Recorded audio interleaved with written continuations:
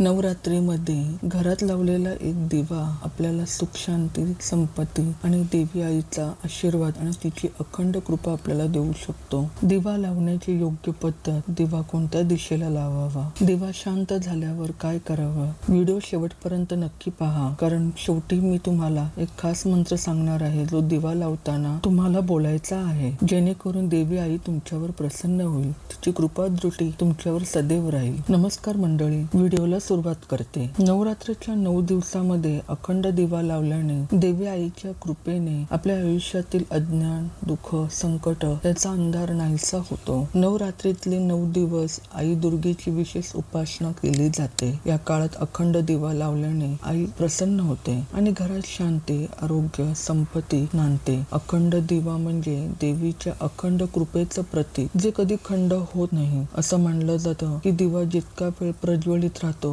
तितका काळ आईची कृपा घरात नांदते। अखंड दिवा लावण्याची योग्य पद्धत आता आपण जाणून घेऊया। पूजा घर किंवा एखादी अशी जागा निवडा जिथे तुम्हाला तो दिवा पाटावर मांडता येईल। पाटावर पांढरा किंवा लाल कपडा घालून तो दिवा ठेवायचा आहे। दिव्यासाठी पितळेचा किंवा तांब्याचा दिवा सर्वोत्तम मानला जातो। दिवा नेहमी पूर्व दिशेला किंवा उत्तर दिशेला ठेवावा। दक्षिण दिशेला दिवा ठेवू नये, ती दिशा टाळावी। दिव्यामध्ये तिळाच्या तेलाचा वापर तुम्ही करू शकता किंवा मोहरीचं तेल सुद्धा वापरू शकता। कापसाच्या वातीचा दिवा करावा। दिवा लावताना मनात संकल्प घ्यायचा आहे की देवी आई आमच्या घरातून सर्व दुःखाचा अंधार नाहीसा करून सुख, शांतीचा प्रकाश दे। तुझी कृपा अशीच सदैव आमच्या पाठीशी राहू दे आणि तुझी सेवा करण्याची संधी आम्हाला प्रत्येक वेळी मिळू दे, अशी प्रार्थना करून संकल्प घ्यायचा आहे। दिवा लावताना म्हणायचा मंत्र, शुभम करोति कल्याणम आरोग्य धन संपदा शत्रुबुद्धी विनाशाय दीप ज्योती नमस्तुते। हा मंत्र मनापासून म्हटल्यास दिव्याची शक्ती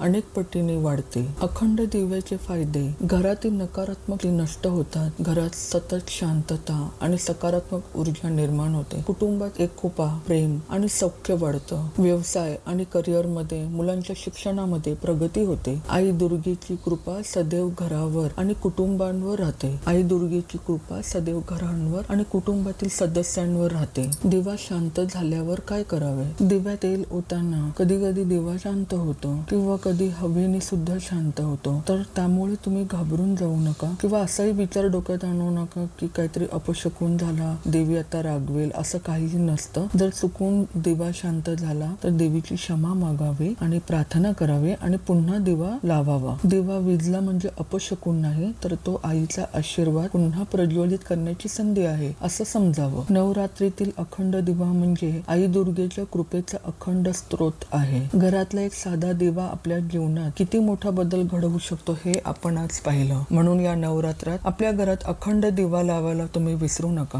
हा दिवा म्हणजे देवी आईच्या कृपेचा तेज, जे तुमच्या आयुष्यात प्रकाशमान करणारा आहे। मंडळी, जर हा व्हिडिओ विषय तुम्हाला आवडला असेल तर लाईक करा, तुमच्या मित्र परिवारांसोबत शेअर करा आणि चॅनलला सबस्क्राईब करून घंटा बटन दाबायला विसरू नका। चला, या नवरात्रात आपण सगळे मिळून आई दुर्गेच्या अखंड कृपेचं स्वागत करूया। जय माता दी, अंबे माते की जय।